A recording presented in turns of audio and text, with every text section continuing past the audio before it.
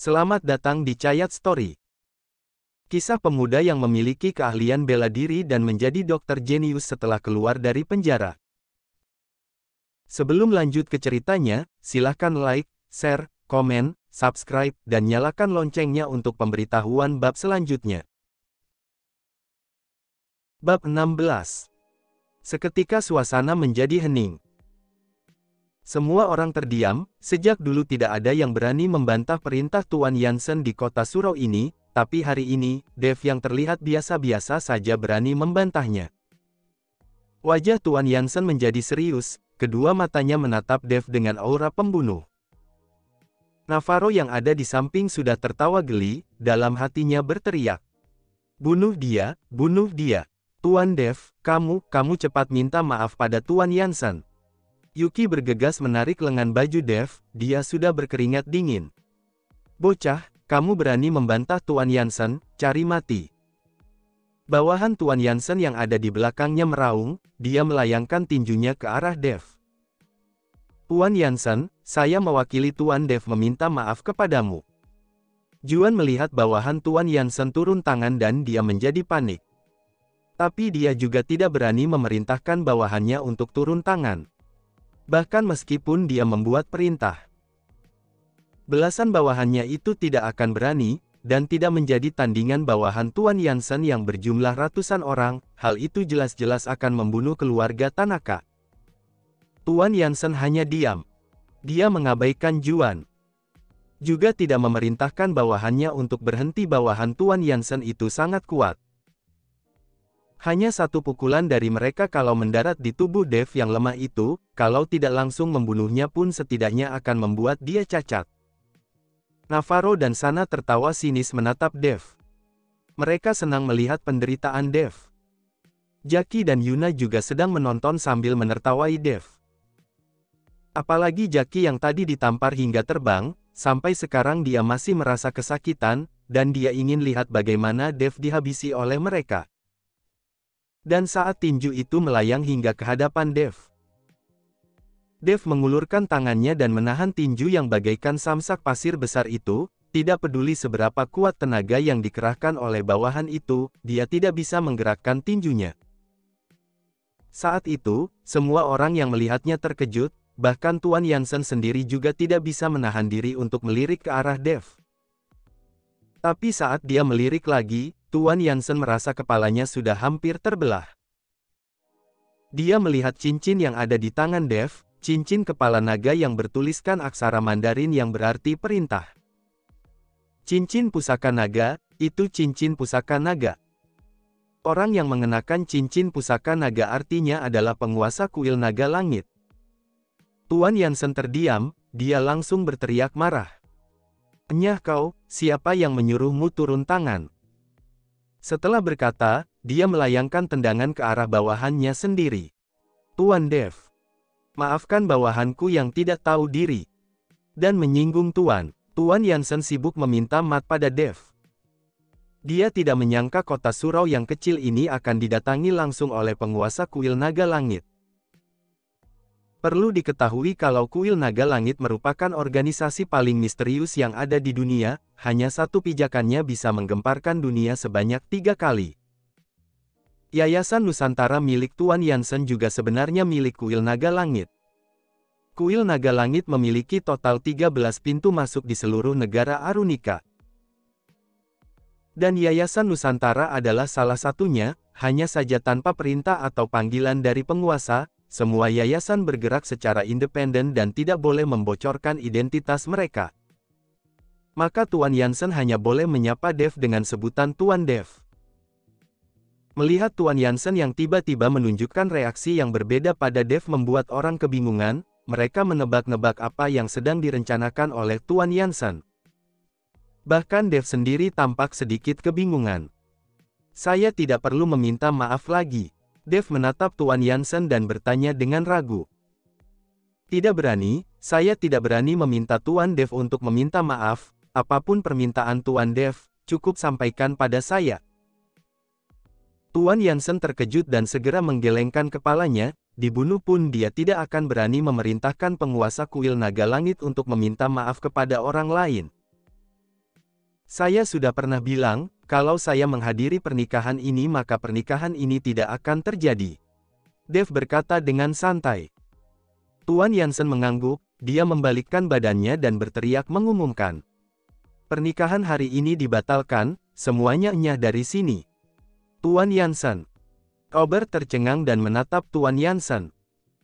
Kalau pernikahannya dibatalkan maka keluarga Kintan akan menjadi bahan olokan seisi kota surau. Bab 17. Kosongkan tempat ini. Tuan Yansen tidak memperdulikan Robert dan memerintahkan agar tempat ini dikosongkan, ratusan bawahannya langsung bertindak. Para tamu yang sudah terkejut sejak tadi pun segera berlari keluar dari tempat itu. Jackie dan Yuna yang awalnya ingin melihat Dave dipermalukan malah diusir keluar. Raut wajah Robert seketika menjadi murka. Navarro juga membelalak tidak percaya. Wajahnya penuh kemarahan seolah tidak sabar untuk menelan Dave. Hari ini keluarga Kintan dipermalukan hingga titik ini, bagaimana mereka bisa bersosialisasi lagi ke depannya? Dave, kamu katak busuk.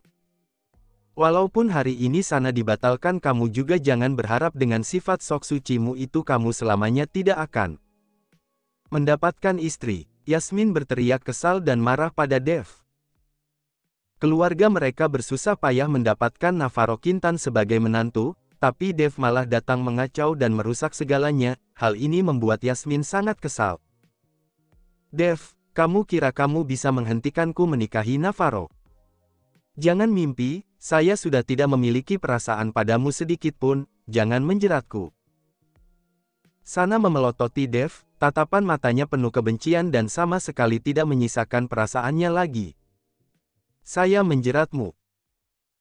Dave mencibir, seingatku, kalian yang memaksaku untuk menghadiri resepsi pernikahan kalian, saya sudah mengatakan pada kalian, kalau saya menghadirinya maka pernikahan ini akan batal. Kamu. Sana menggertakkan giginya dan menatap Dave dengan marah. Sana. Jangan pedulikan dia. Katak ini sengaja memprovokasimu, sengaja agar kamu berbicara padanya. Lihatlah gayanya yang seperti anjing penjilat itu, bekas narapidana sepertinya pasti akan melajang seumur hidup.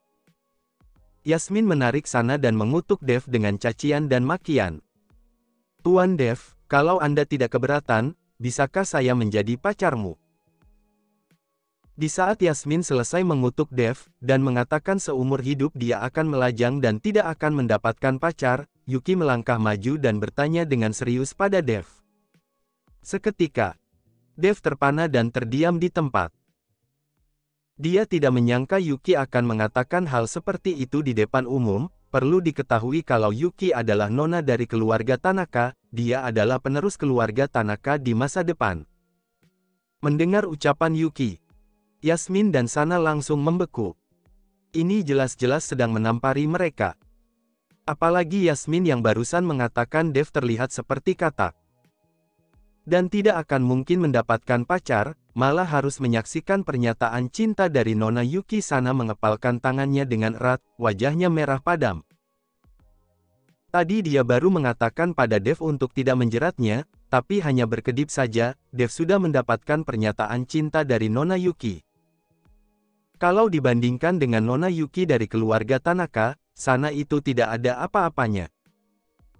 Nona Yuki, bisakah kamu memberiku waktu 2 hari untuk memikirkannya? Saya belum siap. Dave berkata pada Yuki dengan senyum terharu. Dia tahu Yuki mengatakan itu untuk membelanya, dan mempermalukan Sana dan Yasmin. Tapi, seorang gadis merelakan reputasinya demi membela dirinya, membuat Dave merasa sangat terharu. Tuan Dave, saya akan berusaha keras, agar kamu bersedia menerimaku. Yuki tersenyum kecil.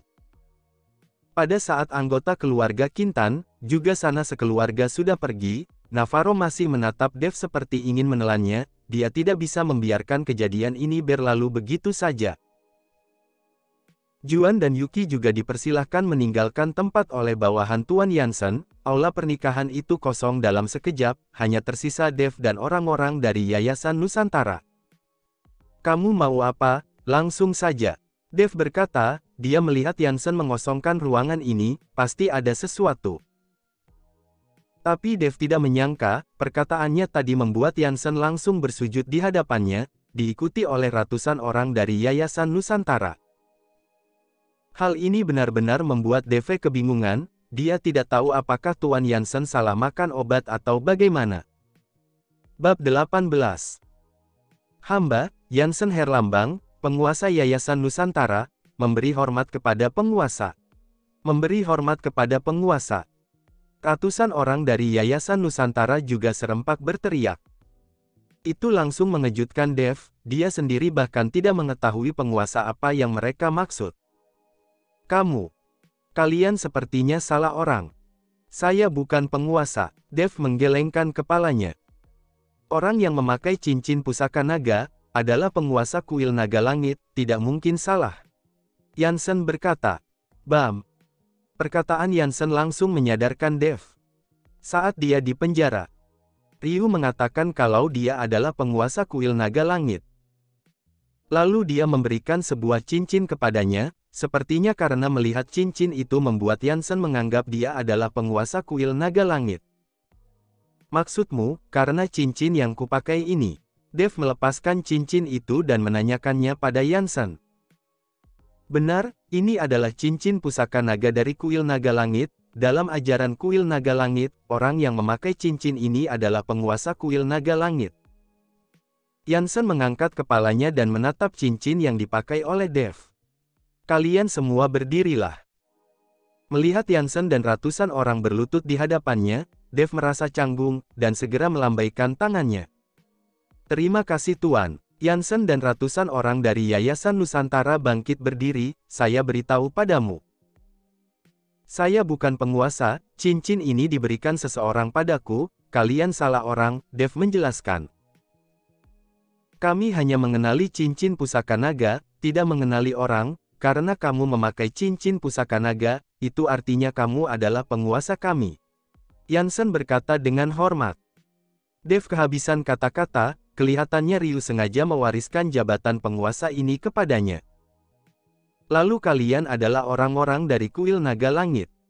Dev bertanya. Benar. Kuil naga langit memiliki 13 pintu secara keseluruhan. Dan Yayasan Nusantara merupakan salah satunya. Hanya saja, saya dan penguasa yayasan lainnya tidak terlalu akrab dan jarang berhubungan, kecuali mendapat perintah dari penguasa. Kalau tidak kami tidak boleh membocorkan identitas kami begitu saja. Yansen menjelaskan. Setelah mendengar penjelasannya, Dev terdiam, hanya Yayasan Nusantara saja bisa menggetarkan seluruh kota surau, kalau ada 13 yayasan, maka kekuatan kuil naga langit benar-benar menakutkan. Penguasa. Selain 13 yayasan yang ada di negara Arunika, masih banyak yayasan lain yang tersebar di berbagai belahan dunia, hanya saja untuk informasi spesifiknya saya tidak tahu karena saya masih tergolong berjabatan rendah.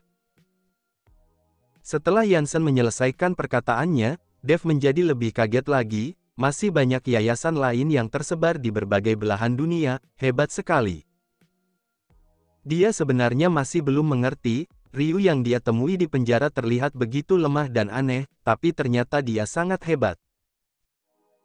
Dev yang sekarang sebenarnya sedikit tidak sabar untuk menunggu tanggal 15 bulan 7 menurut penanggalan lunar, sepertinya pada saat itu dia akan semakin mengerti tentang kuil naga langit.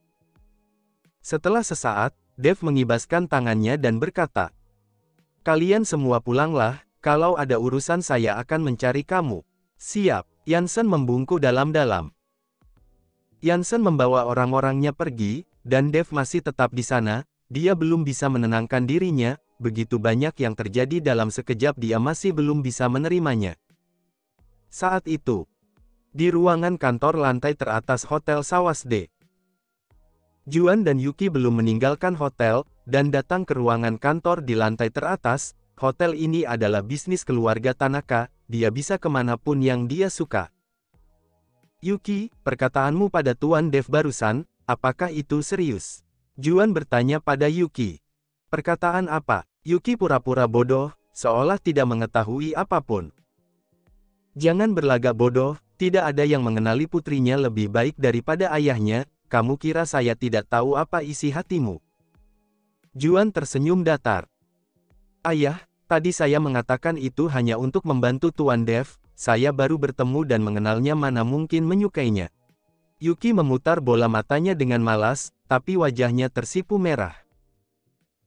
Tuan Dev juga tidak buruk, penampilannya lumayan, pengetahuannya tentang pengobatan dan medis juga tinggi, hanya saja saya tidak tahu bagaimana menurut sisi Tuan Dev.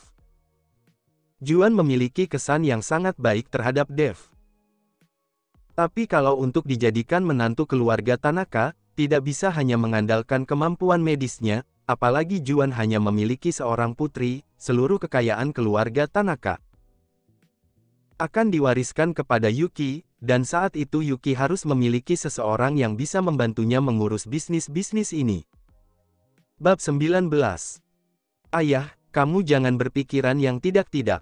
Yuki memalingkan wajahnya dan tidak mau menghiraukan Juan. Sebenarnya dalam hati Yuki, dia juga memiliki kesan yang sangat baik terhadap Dev. Apalagi saat menghadapi Tuan Yansen tadi, Dev mendorongnya ke samping dan berjalan menghadang di depannya, membuat dia merasakan rasa aman yang belum pernah dia rasakan sebelumnya. Tuan Juan, Tuan Yansen sudah membawa orang-orangnya pergi, dan Tuan Dev juga sudah meninggalkan hotel. Manajer hotel itu memasuki ruangan kerja dan melaporkan pada Juan. Ya, saya sudah tahu. Juan menganggukkan kepalanya dan berkata pada Yuki. Yuki, daftar bahan obat yang dibutuhkan oleh Tuan Dev. Cepat kamu siapkan, lalu kamu utus orang untuk melindungi Tuan Dev diam-diam, saya yakin keluarga Kintan tidak akan membiarkannya begitu saja. Baik. Yuki mengangguk dan segera mengurusnya. Dev meninggalkan hotel Sawasde dan menuju ke rumah. Sekarang hari sudah siang, ibunya pasti sedang menunggunya. Dan saat dia sampai di rumah, dia melihat orang tuanya yang sudah duduk di meja makan yang penuh hidangan dan menunggunya. Itu Dev kan? Mendengar suara pintu dibuka, Selin segera menanyakan. Lia Bu, ini saya. Dev bergegas menghampiri dan memapah Selin. Lihatlah anak ini, baru pulang saja sudah keluyuran entah kemana, ayahmu sudah sejak tadi menyiapkan sayur dan menunggumu untuk makan. Selin menceramahi Dev namun hanya senyuman yang ada di wajahnya. Ibu, saya ada sedikit urusan tadi. Dev menjelaskan, lalu ayahnya, Edward, berjalan keluar dari dapur, rambut Edward sudah memutih, wajahnya keriputan, perubahan jelas terlihat padanya. Sudah pulang ya? Saat melihat Dev, Edward merasa sangat tersentuh, tapi dia menahan perasaannya dan tidak menunjukkannya, dia hanya bertanya dengan santai kepada Dev. Iya, Dev mengangguk, matanya sudah memerah. Ayahnya dulu adalah seorang karyawan yang berpenghasilan tinggi. Dia juga termasuk pegawai yang terpuji. Dan mengenakan setelan jas setiap harinya. Semangatnya seakan tidak pernah pudar, tapi sekarang, hanya dalam jangka waktu 3 tahun, dia seperti bertambah 10 tahun, sama sekali tidak memiliki semangat yang dia miliki dulu. Cepat makan, nanti sayurnya dingin. Edward berkata, sambil meletakkan semangkok nasi di depan Dev. Perlu diketahui kalau Edward adalah orang yang memegang teguh prinsipnya. Dia tidak pernah mengambilkan nasi untuk Dev, apalagi mengurus urusan dapur, tapi sekarang semuanya sudah berubah. Situasinya membuat dia mau tidak mau harus berubah. Saat mereka sekeluarga makan, Edward tidak mengatakan apapun, Dev juga tidak bersuara, di hadapan ayahnya, Dev sedikit ketakutan, tapi Selin malah tidak berhenti mengoceh. Dev, kamu sudah pulang sekarang. Carilah sebuah pekerjaan yang layak, lalu cari seorang pacar, meskipun keluarga kita kekurangan, tapi kalau kalian berdua bekerja dengan baik, semuanya pasti akan jadi lebih baik. Ayahmu menyapu jalanan juga bisa mendapatkan sedikit uang. Nanti saya akan meminta pada bibi ke-6 untuk mencarikanmu pasangan, janda juga tidak masalah, nanti kalau sudah menikah dan punya anak, semuanya akan jadi lebih baik. Kamu juga jangan pergi mencari sana lagi. Dia sudah menjadi nyonya muda di keluarga Kintan. Kita tidak akan sanggup mengatasinya tapi kita bisa menghindarinya. Kali ini kamu harus ingat, jangan bertindak gegabah, kalau kamu masuk penjara lagi nyawa ibumu ini pun akan ikut lenyap. Celine mengoceh panjang lebar, dan Dave hanya mengangguk. Setelah makan, Dave berinisiatif membereskan peralatan makan, dan Edward mengganti seragam petugas kebersihan dan bersiap berangkat kerja. Ayah, kamu jangan pergi menyapu lagi, karena saya sudah pulang, urusan rumah B1R saya saja yang urus. Dave berkata sambil mengeluarkan sebuah kunci. Saya punya seorang teman yang memiliki rumah kosong yang tidak dipakai. Dan meminjamkannya padaku. Kita bereskan lalu tinggal di sana. Rumah ini sudah terlalu tua dan bobrok. Lingkungannya juga tidak baik. Dave ingin ayah dan ibunya tinggal di perumahan Bumi Indah, tapi dia tidak berani berkata sejujurnya, hanya berani mengatakan kalau temannya meminjamkan rumah itu kepadanya. Bab 20. Mengenai kartu ATM yang berisi uang 10 miliar pun Dave tidak berani memberitahu orang tuanya, dia belum menemukan cara untuk memberitahu asal-usul uang ini kepada mereka. Lalu apakah dia harus bercerita kalau selama 3 tahun dia di penjara, dia berlatih ilmu dewa dan sudah menjadi penguasa kuil naga langit? Takutnya setelah dia berkata seperti itu, orang tuanya akan langsung mengurungnya dan menganggapnya gila. Rumah temanmu, ada di mana? Celine bertanya dengan penasaran. Di perumahan Bumi Indah. Dave sebisa mungkin berkata dengan nada tenang, apa? Celine dan Edward sama-sama kaget dan berteriak. Perlu diketahui kalau perumahan Bumi Indah merupakan kompleks perumahan terkecil dan termahal di kota Surau. Yang bisa tinggal di sana hanyalah para konglomerat, bahkan kalau Edward tidak kehilangan pekerjaannya pun, bekerja 100 tahun pun belum tentu sanggup membeli rumah di perumahan Bumi Indah. Teman dari mana itu, kenapa dia bisa meminjamkan rumah semahal itu padamu? Edward menatap Dave dengan dingin dan bertanya. Dia hanya seorang temanku. Dave menjawab dengan samar-samar. Edward mendengus. Kamu kira saya dan ibumu ini bodoh ya? Membohongi kami seperti ini. Kamu mana mungkin punya teman seperti itu? Dan mana mungkin ada orang yang meminjamkan rumahnya di perumahan Bumi Indah kepadamu? Sepertinya di penjara kamu belajar hal-hal buruk, kalau kamu sudah pandai berbual, segera cari pekerjaan, jangan terus mimpi di siang bolong. Setelah berkata Edward pun berangkat kerja, dia tidak mempercayai Dave dipinjami rumah di perumahan Bumi Indah. Ayah saja belum melihatnya kenapa mengatakanku membual. Saya sudah sebesar ini, apakah begitu susah untuk mengakuiku sekali saja? Hari ini saya pasti akan membawa kalian pindah ke sana. Dave berteriak. Dari kecil hingga sekarang, Edward tidak pernah memujinya. Walaupun Dave mendapatkan prestasi baik saat kuliah maupun terpilih menjadi ketua dewan siswa, itu semua tidak mendapatkan pengakuan dari Edward. Mungkin ini merupakan cara Edward mendidik anak. Sudah, Celine membujuk mereka. Suamiku, kamu ini juga, anakmu baru saja bebas, apakah kamu tidak bisa mengatakan hal-hal yang enak didengar? Celine mengoceh pada Edward, lalu berkata pada Dave.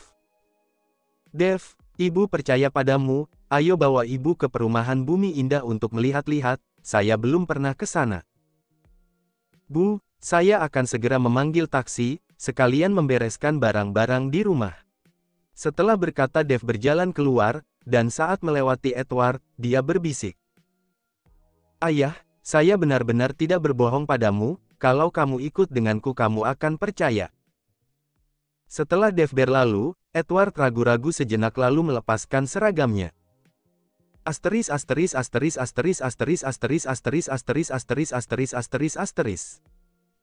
Area perumahan Bumi Indah. Petugas keamanan berdiri di kedua sisi. Satu dengan kepala terangkat tinggi, menjadi penjaga keamanan di sini adalah hal yang sangat terhormat, kalau tidak mempunyai koneksi, tidak akan bisa masuk kemari.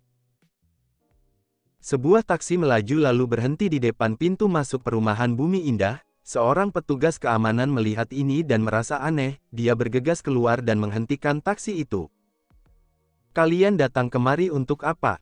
Petugas keamanan itu bertanya dengan aneh. Dia sudah bekerja di sini selama 3 tahun dan belum pernah menemui orang yang datang ke perumahan Bumi Indah dengan taksi. Orang yang bisa tinggal di sini semuanya konglomerat, dan punya banyak mobil di rumah, bahkan supir pun lebih dari satu. Kami penghuni di sini. Dev turun dari kursi penumpang dan berkata dengan penuh hormat kepada petugas keamanan itu. Penghuni. Petugas keamanan itu menilai Dev dari penampilannya lalu melihat ke arah orang tua Dev yang ada di dalam taksi lalu tersenyum sinis.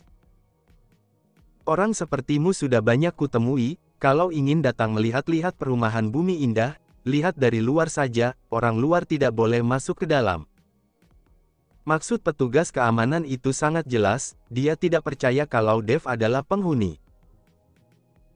Tidak peduli dari penampilan Dev, atau kedua orang tuanya yang ada di dalam taksi, mereka sama sekali tidak terlihat seperti orang yang sanggup membeli rumah di perumahan Bumi Indah. Karena perumahan Bumi Indah memiliki pemandangan yang sangat cantik. Banyak orang yang berusaha masuk ke dalam dengan berkata kalau mereka adalah penghuni. Lalu masuk ke dalam dan berkeliling, seperti sedang berwisata, dan petugas keamanan ini juga menganggap Dev adalah orang seperti itu.